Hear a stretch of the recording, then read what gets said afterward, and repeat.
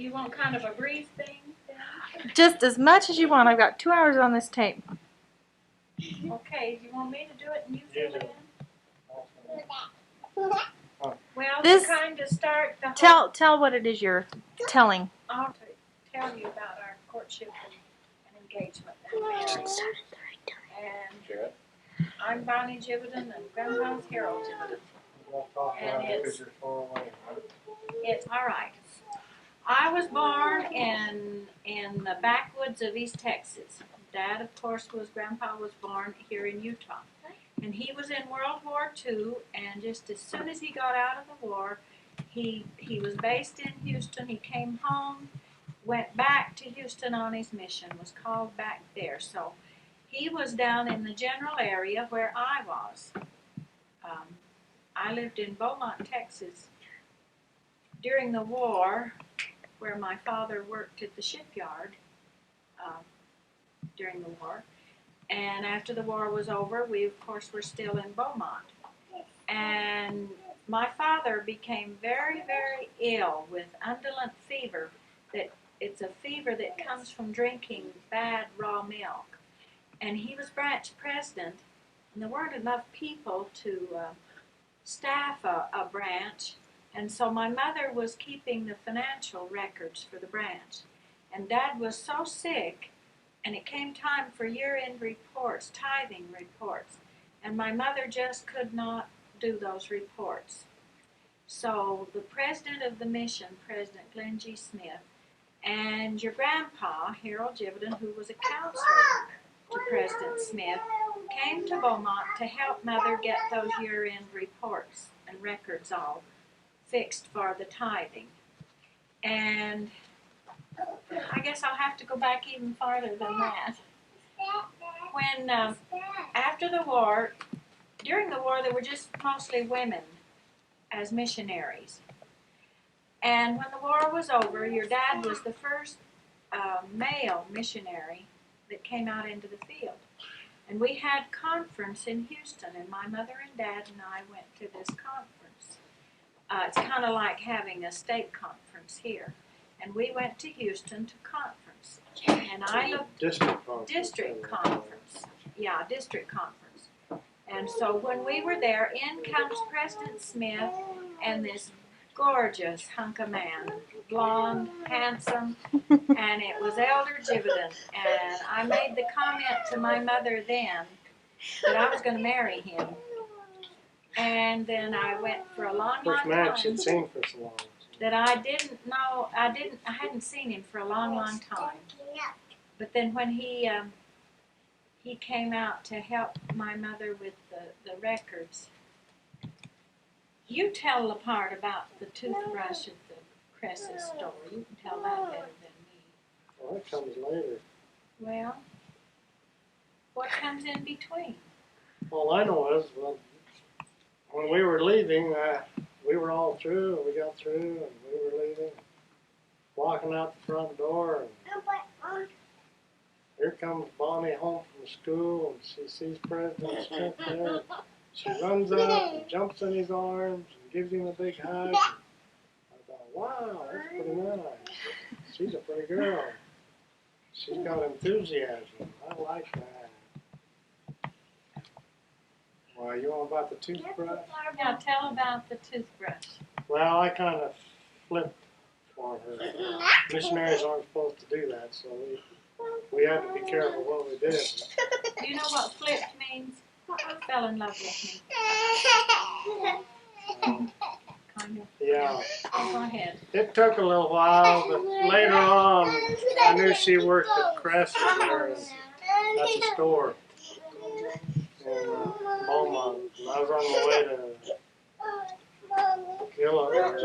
to Louisiana to hold a conference or check on missionaries or something.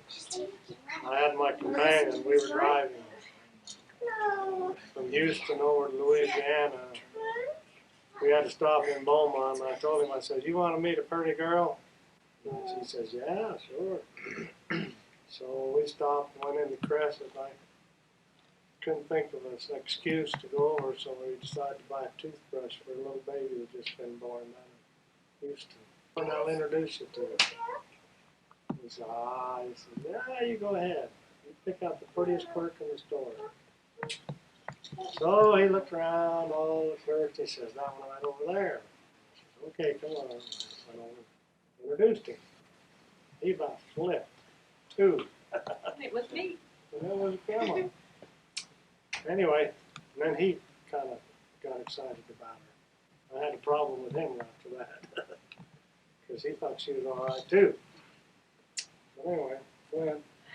I was in the senior play in high school, and it seemed like every time something really important was happening to me, your grandpa found an excuse to come through Beaumont with a carload of elders and lady missionaries and attend the function. And that was the way it was with the senior play. I had a part in the senior play, and sure enough, he and this load of elders and lady missionaries showed up at the play. Then when I graduated, the night I graduated from high school, he had already asked me to marry him by telephone, which was a real strange story. We went to another district conference, and I stayed with the housekeeper. Every time I'd go in by myself, I'd stay with the housekeeper and sleep with her. Millicent Skaggs was her name. And I had gone to this conference with a friend, and sure enough, I was staying with Sister Skaggs. I want to interrupt here just a little bit. Up to this point, I could see that I was falling in love, and I knew it was not right for missionaries to do that. So I told the mission president what was going on. And he says, well, if you can get a girl like that, I wouldn't fight it. Different than it is now. And he says, I can see what you mean. She's a special girl. He says, I don't have any objections to it, except you got to remember to keep the mission rules. He says, you can't help falling in love. And he says, and I said, well, I was his counselor, and we were together every day of the week almost, so he had his thumb on me pretty good. He knew what I was doing all the time, so he trusted me. So we didn't do anything out of line, except he did give us permission to write letters. But anyway, so the mission president was kind of playing Cupid. We went to this conference, and they had a telephone upstairs and a telephone downstairs. And the telephone rang, and Sister Skaggs answered it, and she says, it's for you. So I went into this little room and answered the phone. And it was your grandpa had gone to the phone upstairs and had called me downstairs. And I'd shut the door. They'd shut the door when I went into this little room to answer the phone. You want to remember, this is what the mission president, how he told us to do it. How he told you to do it. I didn't know what was going on. So I answered the phone, and it was your grandpa. And the way he asked me to marry him, he says, how would you like to live in the mountains?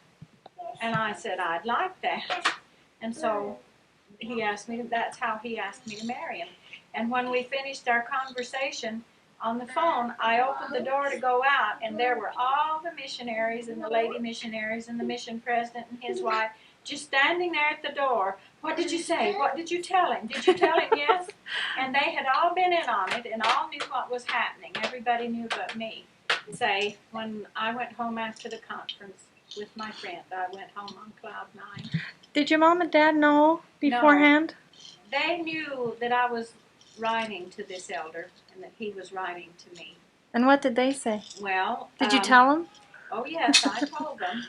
And of course they were surprised. They acted surprised, and yet they didn't act surprised, because out in the mission field then, every girl aimed to marry a missionary, because there were not active young men in the little branches.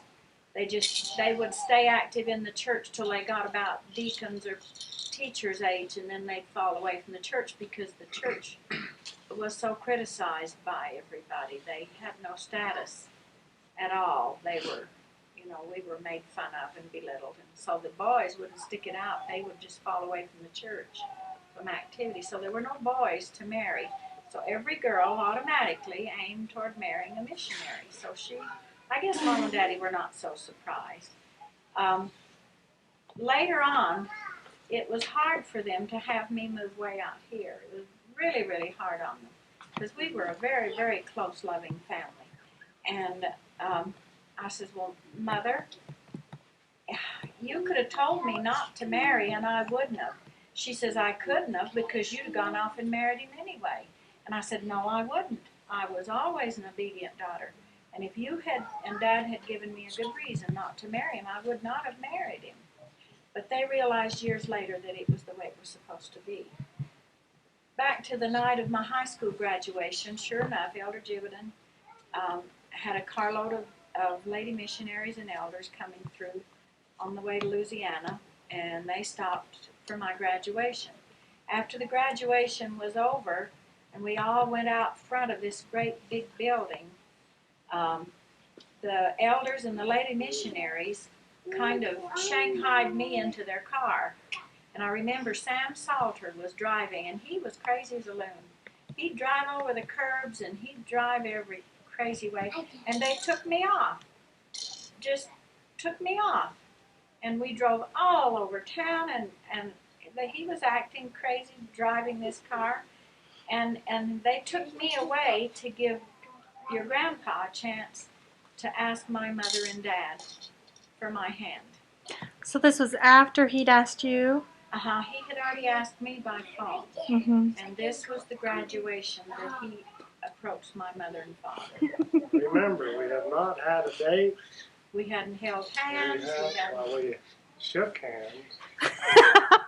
I bet those were good handshakes. Those were good handshakes, but that was the extent of it. We couldn't sit together in the church meetings. It was. I would not recommend it to anyone else but me. It worked for me, but I wouldn't guarantee it for anyone else. But that was the way it all happened. And when he got released from his mission, and back then they released him in the mission field. So he got his released in the mission field. And the president gave him permission to give me a ring before he went home. And your Aunt Kathleen and Uncle Bert were just kids then, and they came down, I guess, on the bus to drive back with him from his mission. And so I got to meet them before he left the mission field. They came down to Beaumont. So I got to meet them. Then I came home. And then he came home. And then I went back. Then he went back and got me. 1 month later. And my mother and my aunt. Oh, there's one thing about this that you need to insert. The mission president gave me permission in probably March or April to get engaged.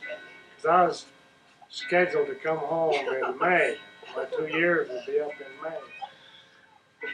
And so I wouldn't be there very long. Then about 2 weeks after I got engaged, we were having a mission presidency meeting with the other counselor and President Smith and I. He says, well, Elder, I got a little problem. He says, I don't believe I can let you go home now. Can you stay over a while? He says, all right, can you manage to stay over? Well, of course, the answer was yes, but as a result, I didn't come home until August. So I was engaged in my last June, July, and August, 3 months of my mission. And this was the mission president's plan, so anyway, that was different too. So all we did was write letters. And that was it, I guess. Well, I went back down and got you. Yeah, and then I said we came out here. We brought my Aunt Maggie, my Aunt Alma, my mother's sister, and my mother came out here with us, and we were married in the Salt Lake Temple. When? Of course, September the 28th, 1948. My Aunt Alma couldn't go into the temple because she didn't belong to the church. So Grandpa's, some of his family, aunts, somebody, I don't remember who it was, took her around sightseeing at Provo Canyon, Bridal Veil Fall. In the fall, that time of year where the colors were so pretty, and she'd never seen anything like that before. And so she got to do a lot of sightseeing while we were in the temple. And then we had a reception in Mapleton. And Grandma Cryer was supposed to take the bus with Aunt Alma to go back to Texas. And Grandma Cryer was having a pretty tough time leaving her daughter here and all that. So my dad came up and he says, Harold, he says, why don't you just load Lola Cryer and Aunt Alma, you and Bonnie, take them back to Texas on your honeymoon. So we did. The next day we loaded up and took my mother-in-law and her sister with us on our honeymoon back to Texas. Well, there was some things that occurred. Mapleton was a different little town than anything I had ever known. Just the culture out here was so different. And everybody was so excited about him getting married. And of course, they only knew him. And so the constant talk was, oh, you should be so grateful your daughter's getting that fine Gividen boy. Oh, aren't you just thrilled to death your daughter's marrying that boy and going to live out here? And it was just on and on and on like this from everybody. And nobody was trying to be unkind, but it finally got to the point to where my mother's heart was just breaking because she was not glad that I was staying out here. And it was really, really hard on her. And not having Daddy out here with her and everything so strange. And my mother was an introvert, and it was very, very hard on her. She was really struggling. And your Grandpa Gividen was a sensitive man, and he realized this, and he knew she was, he understood what was hurting her and how bad she was feeling. And so that's when he made that sweet offer that we take her home instead of putting her on a train or a bus. And I'll be eternally grateful for that. Just his sensitivity and his kindness to Mother at a time that was hard on her. Not that she didn't want me to marry your dad, it was just the circumstances was hard. I guess you ought to mention the fact that we did have one date before we got married, and that was the night before. We went to And what this did you do? dance. We went to a dance in Springville where the old roller skating rink is. And it was so smoke-filled and so crowded, we walked in and turned around and walked out and went back home. That was our date. That was our date. Then we got married. We got there on a Friday. We've been catching up ever since. No, we got there.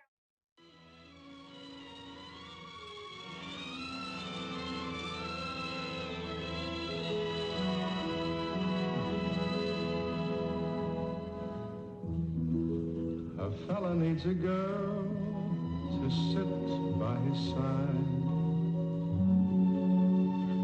at the end of a weary day, to sit by his side and listen to him talk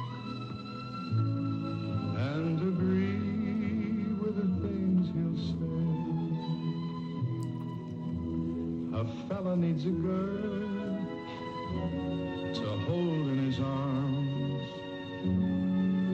when the rest of the world goes wrong, to hold in his arms and know that she believes that her fella is wise and strong. When things go right and his job's well done, he wants to share the prize he's won. If no one shares and no one cares, where's the fun of a job well done or a prize that you've won? A fella needs a home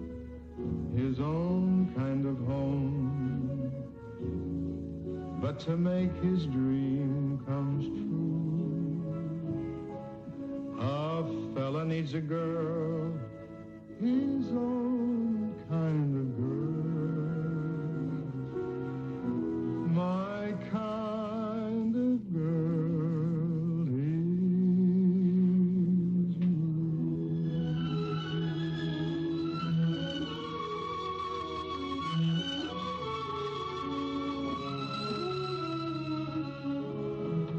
A fella needs a girl, his own kind of girl,